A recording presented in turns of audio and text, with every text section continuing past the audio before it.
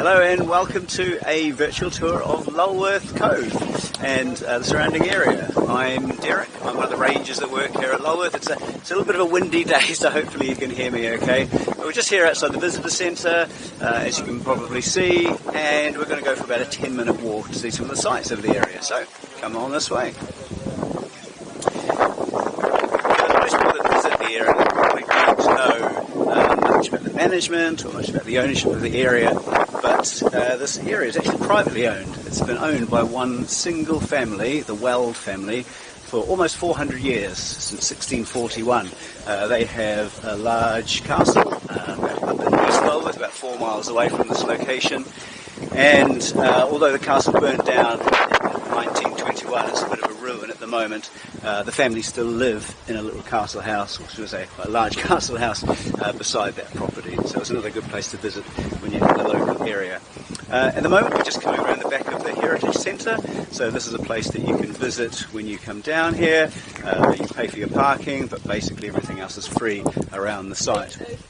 So the first site we're going to visit is Stair Hole. Now this is only a short walk away from the car park, but with all the visitors that come here, quite a lot of them miss this little site. It's just slightly off the beaten path, but it's certainly in my opinion, one of the best places to see. It's got some amazing geology, it's got some fascinating sights, and for all the school groups that we bring down here, it's got almost the perfect amount of coastal erosion to show and teach people about how this coastline is changing. Each year we get about 1 million visitors that are split across our two sites, so between Door and Lulworth Cove. And like I say, not everyone comes to see all the different places. So we have some fascinating areas. We have Door, obviously, this big iconic arch made out of limestone. We have Lulworth Cove as well, which we can probably see just out to my left over there. But then, yeah, Stair Hole, and another place which is just over to the east of Lulworth, which is the Fossil Forest. Another really amazing place to visit if you come here. As we just come up over the brow of the hill, we can start seeing down into Stair Hole. Very sunny day, so a little bit of glare coming off the sea today, but we can see some of those waves pounding in to the shoreline. Coming up over the top, there's not too many people around today, which is quite a good thing.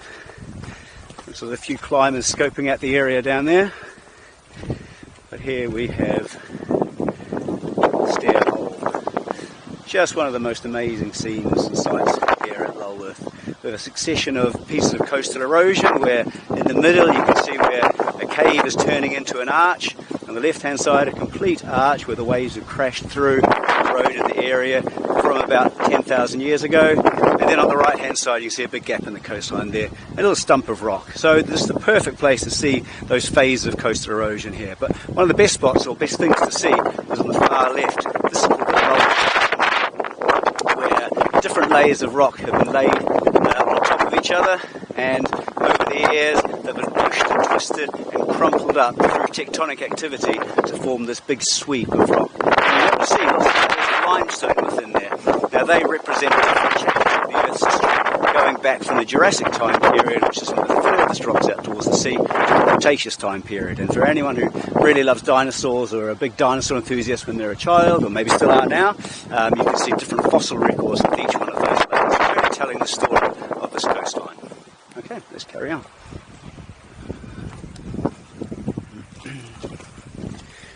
I'm sure some people are aware that this coastline at Lulworth is part of a much more famous, much wider coast that stretches for 95 miles, and that is called the Jurassic Coast. It's more of a nickname really, because the official title of it is the Dorset and East Devon Coast. That's the inscription that's been made with the UNESCO World Heritage listing, but Jurassic Coast is a very good marketing tool to get people down here thinking about dinosaurs and thinking about fossils they might be able to find along this coast. So Lulworth isn't probably the best place to come and find fossils.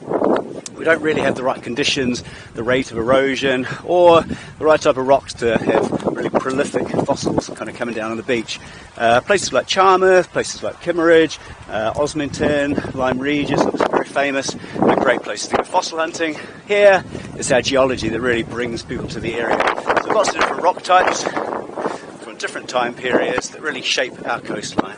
And as we come up over the brow of the hill here, we'll start being able to see the cove, just a little bit higher up, so we can get the full view at the top viewpoint, and we'll see into Weymouth Bay.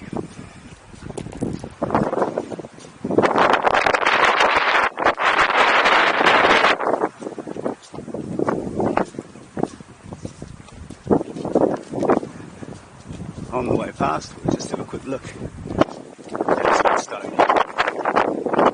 This is the UNESCO Heritage Stone. It talks about the area being part of a World Heritage Site, and the really unique thing we have here is that the Jurassic Coast is not only a natural World Heritage Site, but it's England's first and only natural World Heritage Site.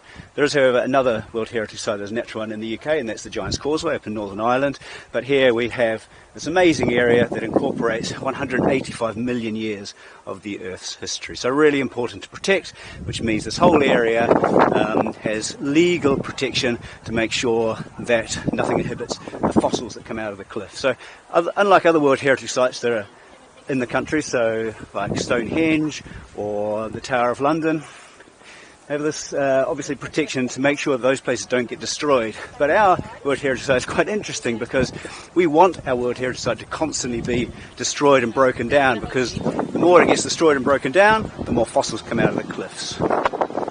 Okay, now looking over Weymouth Bay, we can see the Isle of Portland on the horizon. It's an amazing place where it's built out of really strong Portland limestone, which is also the rock that we see at the front of Stair Hole that we look down into now. So really resistant against the sea's forces, and protects some of the softer rocks that we have in behind there, which we see on the far side of Stair Hole. Portland, just out of interest, is where they quarry the Portland limestone and have rebuilt most of London after the Great Fire of London. So they take it out of the island and ship it up the Thames, and it's still being quarried today. If you ever want to find good fossils, you go and ask some quarrymen on Portland. They come out the bucket load. Right, as we head down towards the cove, on the far side, you may be able to see some red flags, and those are the Army firing ranges, the Lulworth firing ranges. And on certain days of the week, you'll hear tanks firing, offloading their ammunition into the hills beyond, which is quite an interesting thing. It was designated a firing range back in the 1940s, 1943 to be exact, and in the Army range over there, there is a place called Tynan Village. Well worth visiting in the school holidays. Most weekends it's open as well, but it's a little village that's kind of lost in time. The Army evacuated the people, used it for training during the Second World War, and then unfortunately the people that lived there weren't allowed back in, and they kept it as a training facility. And more recently it's been opened up to the general public again, but you can go in and see how this area used to be and how people lived back in the 1940s.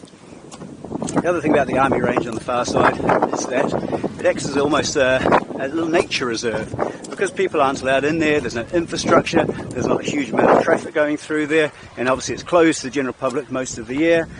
Wildlife just absolutely flourishes. And Lulworth, although most people come down here for the scenic views, it's also a great area for wildlife enthusiasts. This big hill at the back that we can see up here, this is Bindon Hill, and it's all an area of chalk grassland, or chalk downland to be more specific, and very, very about square metre.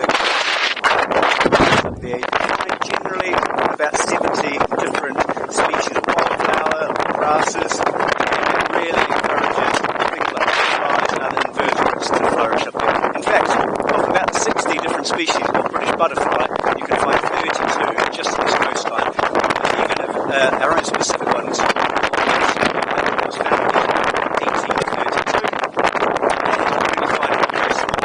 From Portland, which we just saw earlier, to Swanage, which is about 20 miles in that direction over there to the east. So yeah, great for wildlife. Lots of butterfly enthusiasts coming down to spot these things, but also we have a huge brown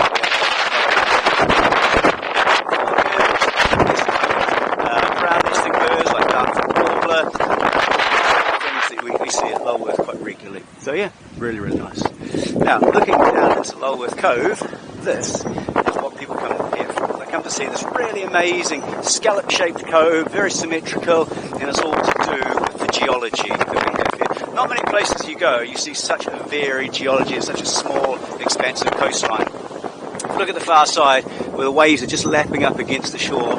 So that's part of our Portland line, so really, really strong rocks. And then behind we have these softer layers, some perbeck beds, some wealden clay on the far side, and a tiny little bit of green sand which you can see just by the chalk over there. Those layers are behind give shape to this coastline. If we didn't have those soft layers in behind a hard layer of Portland limestone, we wouldn't have features like the cove or stair hole, or not even dirt. And at the very back we've got some chalk cliffs. And those chalk cliffs run from the end of the Lulworth estate, which is the White Nose, all the way down through to Swanage. They dip under the sea a little bit and end up over in the Isle of Wight. This big ridge line of chalk that connects ourselves to the Needles.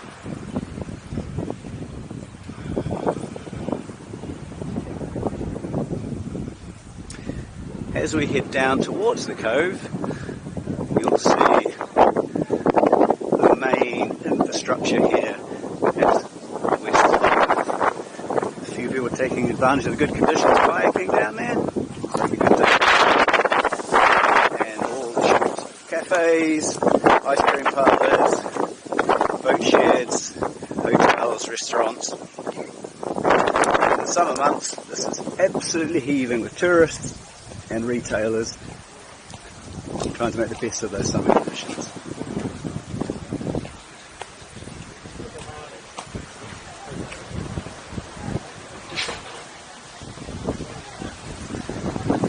And here we are, the entrance to the cove. So a good little spot to come and visit, especially if you've got some mobility issues. We've got this lovely plinth out here. You can take the pedestrianised road all the way down to the cove and get a really good view of the coastline.